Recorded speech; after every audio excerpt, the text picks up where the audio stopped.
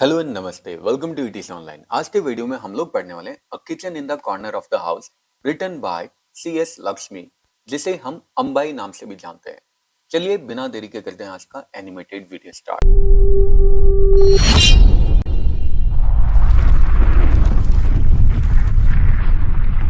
किशन के फादर ने एक लैंड खरीदी, एक जमीन खरीदी 8 आना पर स्क्वायर की रेट से, और इस पे एक घर बना लिया। अब ये जो घर बना था, इसमें रूम्स एकदम रो में बनाए थे, बिल्कुल रेल के डब्बे की तरह।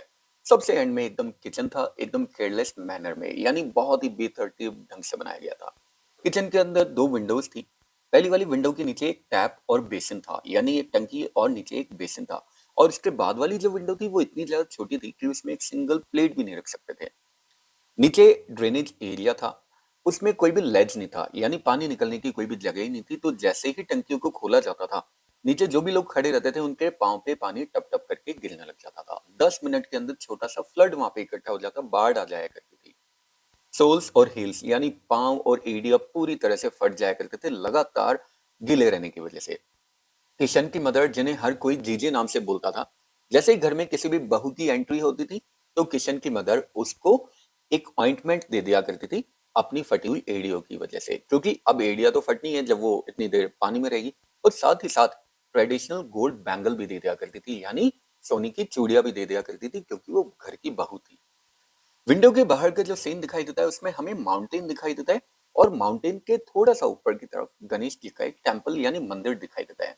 ग्रीन माउंटेन्स इतने ज्यादा सुहावने लगते थे कि अंदर जो भी लेडीज लोग काम करती थी, बहुएं काम करती थी, वो अपनी फटी हुई एड़ियों को भी भूल जाया करती थी। लेकिन एक प्रॉब्लम थी, सामने की तरफ कपड़े सूखने के लिए एक लाइन लगाई हुई थी, उसके ऊपर ट्राउजर, शर्ट, पजामा, साड़ी, पेटीकोट वगैरह सूखा करते थे, जिससे कि सामने की तरफ दिखने वाला नजारा थोड़ा सा ऑब्सक्योर हो जाया करता था। अब किचन में इसी तरह की लाइफ हुआ करती थी सारी लेडीज लोगों की। एक तरफ छोटा सा स्टोव रखा हुआ था कॉर्नर में, किचन के एकदम कॉर्नर में। वहां पे हमेशा पानी बॉईल होता रहता था। अगर कोई भी घर पे आता तो उसको पहले, सबसे पहले तो उसको ठंडा पानी पीने के लिए दिया जाता था। इसके बाद में पापा जी बोलते, आज तुम्हें हमारे साथ ही खाना खाना पड़ेगा। फिर वो खाने के लिए मना करता, अगर वो कोई भी जो मेहमान वगैरह होता था तो उसे बोलते ठीक है, कोई दिक्कत नहीं है, आप कम से कम चाय तो पी के जाना। अब जैसे चाय आती, चाय के साथ बहुत सारा नाश्ता आ जाता, और फिर उसको वापस से खाना खाना ही पड़ता था। मतलब लेडीज लोगों का हमेशा एक ही काम था, चाय बनाओ खाना बनाओ, चाय बनाओ खाना बनाओ। अब उस फैमिली में अ, अगर किसी को किचन तक पहुंचना होता था तो सबसे पहले उसको फ्रंट कोर्टयार्ड को क्रॉस करना होता था, और एकदम एंड में जाके किचन था, वो भी एकदम डार्क कॉर्नर में, जहां पे सिर्फ 0 वॉट का एक बल्ब लगा हुआ था। उसमें वुमेन एकदम शैडो की तरह दिखाई देती थी। उनके सिर हमेशा ढके होते थे, यानी सिर पे हमेशा घूंघट रहता था। और वो आटे को हमेशा गूंथती रहती थी, चपाती बनाती रहती थी, फिर आटा गूंथती रहती थी, कभी वो स्पाइसी दाल बनाया करती थी। मतलब हमेशा बिल्कुल ऐसा लगता था कि जैसे उनको एनस्लेव करके रखा है, गुलाम बना के रखा गया है। एक ओकेजन पे जब वो सारे के सारे लोग खाना खा रहे थे, तो मीनाक्षी ने एक सब्जेक्ट रेज किया। एक्चुअली जो पापा जी थे वो गैराज के पास में एक रूम बना रहे थे। तो मीनाक्षी बोलती है, पापा जी, आप इस वरांडा को थोड़ा सा और एक्सटेंड क्यों नहीं करवा लेते, किचन के बाहर वाले वरांडा को, जिससे कि हमें थोड़ी और जगह मिल जाए। अब पापा जी तो एकदम सरप्राइज हो जाते हैं। ऐसा लग रहा था कि जैसे वो अपने वर्ड से, अपने शब्दों से उनके ऊपर प्रहार कर रही है। जीजी उसकी तरफ देखती है, जीजी भी एकदम शॉक्ड होती है, क्योंकि बहू को कभी भी अपना ओपिनियन रखने की आजादी नहीं थी। लेकिन फिर वो वापस से बोलती है, मीनाक्षी वापस से बोलती है कि किचन में बना हुआ बेसिन बहुत ही ज्यादा छोटा है और ड्रेनेज एरिया भी बहुत पुअरली बिल्ट है, तो नीचे पूरा पानी पानी हो जाया करता है। और बाहर की तरफ जो लाइन कपड़े सूखने के लिए लगाई गई है, उससे माउंटेन भी छुप जाते हैं, तो इसलिए किचन को थोड़ा सा और एक्सटेंड कर दो पापा जी। ऐसा मीनाक्षी बोलती है, और फिर वो अपने हस्बैंड की तरफ, किशन की तरफ देखती है, और किशन भी उसकी बात से अग्री होता है और बोलता है, हाँ पापा जी, ये जो बोल रही है ये एकदम सही है। पापा जी ने पूछा, तू किचन कब गया है? तो उसकी मदर बोलती है, जीजी बोलती है कि जब ये मैसूर स्टाइल में दाल बना रही थी ना, उसी दिन इसी ने अंदर जाके प्याज और हरी मिर्च इसी ने काटी थी। तो फिर पापा जी बोलते हैं, तो एक काम करते हैं, तुझे भी फिर हम लोग गोल्ड बैंगल दे देते हैं, यानी तू भी हाथों में चूड़ियां पहन ले। तो वो बोलता है, किशन बोलता है, पापा जी मुझे चूड़ियां देने की जरूरत नहीं, आप तो बस एक गोल्ड रिंग ही दे दो। और सब लोग हंसने लग जाते हैं। खैर, नया रूम भी बन जाता है, लेकिन किचन बिल्कुल वैसा ही रहता है। कोई भी नायलॉन की, हाँ, 2 नायलॉन की लाइंस जरूर लगा दी गई थी कपड़े टांगने के लिए, लेकिन किचन में किसी तरह का कोई अमेंडमेंट, कोई चेंज नहीं किया गया था। अब कहानी में एक और जने का इंट्रोडक्शन होता है जो है बड़ी जीजी। बड़ी जीजी पापा जी की स्टेप मदर है। जब पापा जी 17 ईयर्स के थे तो उनके फादर की दूसरी बार शादी हुई थी एक यंग गर्ल से, और वो भी 17 ईयर्स की थी। उसके बाद में उसके 5 डॉटर्स और हो गई, यानी बड़ी जीजी के 5 डॉटर्स और हो गई। पापा जी भी बड़ी जीजी को हमेशा कंफर्ट प्रोवाइड करवाया करते थे। बड़ी जीजी की सिर्फ नाम से ही बड़ी जीजी थी, क्योंकि बड़ी जीजी और जीजी में सिर्फ 2 साल का ही डिफरेंस था। हालांकि अब बड़ी जीजी की जो एज है उसमें उनके मुंह में दांत भी नहीं है, लेकिन उन्होंने नकली दांत लगवाने से मना भी कर दिया, क्योंकि उन्होंने बोला कि भाई मुझे इन दांतों की जरूरत ही नहीं है, जो चीज दांतों से खानी पड़ेगी मैं वो खाना ही छोड़ दूंगी। और उन्होंने मीट खाना बिल्कुल ही बंद कर दिया। घर में हमेशा फूड वॉर हुआ करता था। जब ग्रैंडफादर जिंदा थे तो बड़ी जीजी हमेशा रूल किया करती थी, और जो जीजी थी वो बस चपाती का आटा लगाया करती थी और प्याज काटा करती थी, कई सारे मीट वगैरह को काटा करती थी। लेकिन अब ग्रैंडफादर की डेथ होने के बाद में 10 दिन के अंदर अंदर ये सारी कमान जीजी के हाथ में आ गई। जीजी ने पूरी की पूरी पावर ले ली और बड़ी जीजी के जितने भी राइट्स थे वो सारे पूरी तरह चले गए। जीजी के बेड के पास में एक वुडन कैबिनेट था। उसमें clove, saffron, cinnamon, peppercorns, resin, cardamom, मतलब हर तरह के ड्राई फ्रूट वगैरह रखा करते थे। अगर आपको उसमें से कोई भी ड्राई फ्रूट चाहिए तो आप बड़ी जीजी के पास से होकर वहां तक नहीं जा सकते, मतलब बिना बड़ी जीजी के क्वेश्चन का आंसर दिए वहां तक नहीं जा सकते थे। किचन की ये जो डिम लाइट थी, ऐसा लगता था जैसे इसके बाहर से बड़े बड़े हाथ निकल रहे हैं, बिल्कुल ऑक्टोपस के टेंटिकल्स की तरह, और वो इन सारे लोगों को कंट्रोल कर रहे हैं।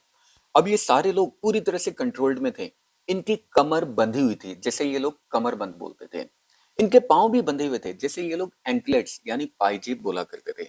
इनका सर भी बंधा हुआ था, जैसे ये लोग सिर का ताज बोला करते थे। यानी हर तरीके से ये जो विमेन थी ये पूरी तरह से कंट्रोल्ड थी, पूरी तरह से controlled by the man of the family. और यही इनका किंगडम था, यही इनका राज्य था।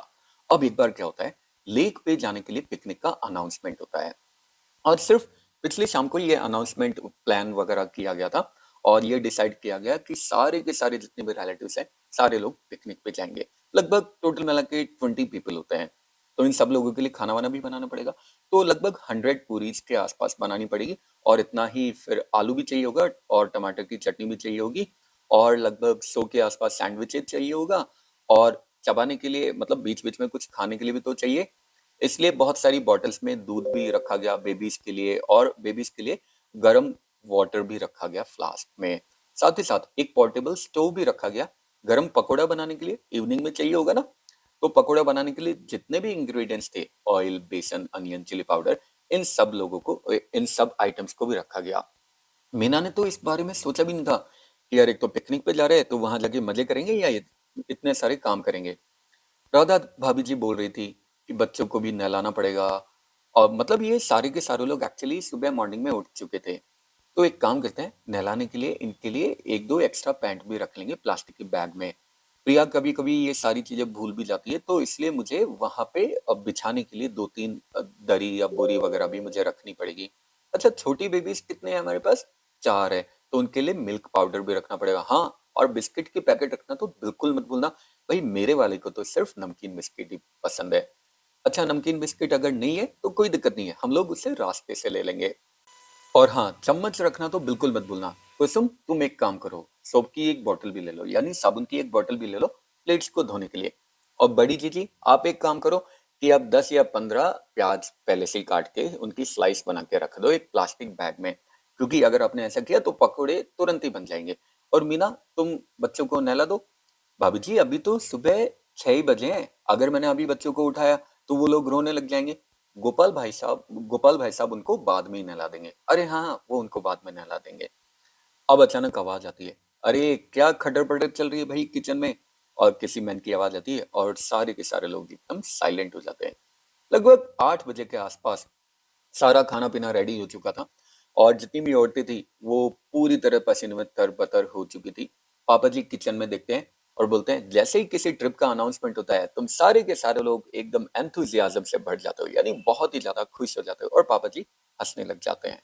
उसी समय मीनाक्षी को अपने हाथ पे कुछ वाइट स्पॉट्स होते हुए दिखाई देते हैं, और उससे उसको डिस्कम्फर्ट होने लग जाता है। पापा जी उसको लेकर जाता है स्किन स्पेशलिस्ट के पास में, और पापा जी बोलते हैं ये किशन की वाइफ है, कभी घर पे नहीं रुकती, हमेशा टाउन में घूमती रहती है, हमेशा इसके हाथ में एक बुक रहती है, बहुत ही ज्यादा बोलती है।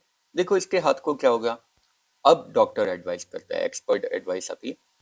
इसमें दिखाने वाली क्या बात है भाई, घर पे रुको, बाकी दूसरी औरतों की तरह रहो, मतलब घर पे रुको दूसरी औरतों की तरह। अगर तुम इंसान जैसी जिंदगी उसे जीनी चाहिए, अगर वो वैसी जिंदगी जिएगा तो कोई बीमारी नहीं होगी। तो यहाँ पे हमें ये भी पता चलता है कि हर कोई इंसान सिर्फ यही चाहता था कि औरतें हमेशा घर में ही रुके। तो पापा जी बोलता है, हाँ ये तो आपने बहुत ही अच्छी बात बोली। अब एक बार क्या होता है, जीजी ये सारे के सारे लोग होली की छुट्टियां बिताने के लिए अजमेर गए हुए थे। उसी समय जीजी को अटैक आ जाता है। एक आफ्टरनून जीजी जा रही थी सारे के सारे इंग्रेडिएंट्स जो भी कुकिंग के लिए इस्तेमाल होता है उन सबको सॉर्ट आउट करने के लिए।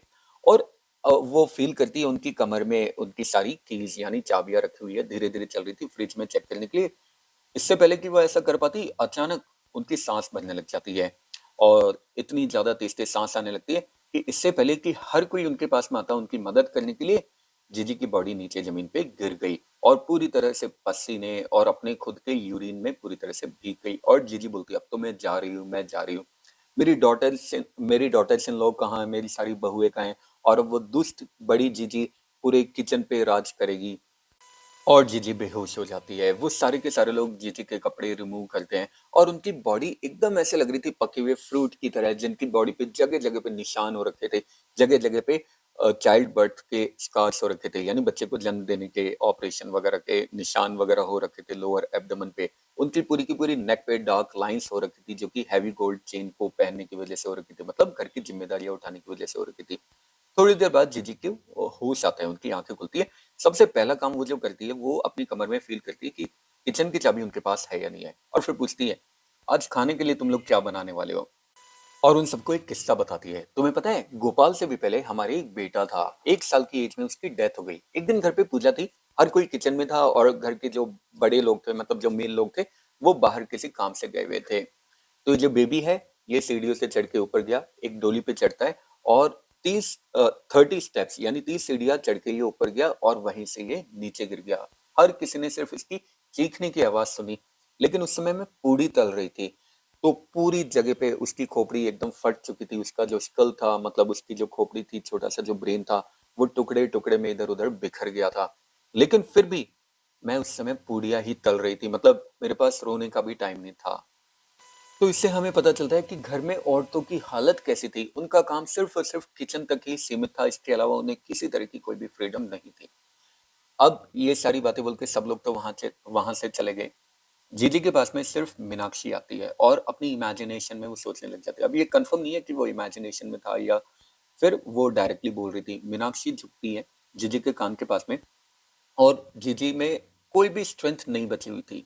और वो जीजी को बोलती है कि जीजी, आपको पता है आपके पास ये जितनी भी स्ट्रेंथ है, जितनी भी आपके पास सम्मान है, जितनी भी आपके पास पावर है, ये सारी की सारी अथॉरिटी सिर्फ और सिर्फ पापा जी की है। पापा जी की वजह से ही आपको ये सारी अथॉरिटी मिली हुई है। इन सबसे अब आप पूरी तरह से फ्री हो जाओ, एकदम आजाद हो जाओ। फिर जीजी बोलती है लेकिन अगर मैं फ्री हो गई तो फिर मेरे पास बचेगा क्या।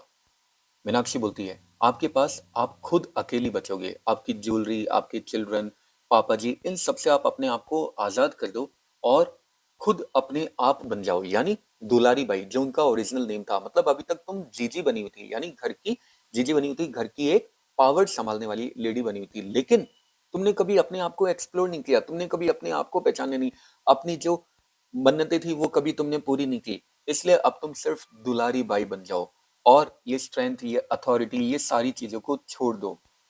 और आप ऐसा सोच भी कैसे सकती हो, आपकी स्ट्रेंथ आपको उस खाने से मिलती थी जो आपको अप्रोप्रिएट मेजर में दिया जाता था। आपकी ज्वेलरी का वो जो वेट था, जो आपके कानों से आपके नेक पे, आपके सिर पे हमेशा गढ़ा रहता था। जब तुम अब बॉटम को टच करोगी, वो जीजी को बोल रही होती है मीनाक्षी, अब जब आप यूनिवर्सल वाटर्स को यानी इस पवित्र जल को जब आप टच करोगी, तो आपका सारा कनेक्शन इस पूरे मटेरियल वर्ल्ड से टूट जाएगा।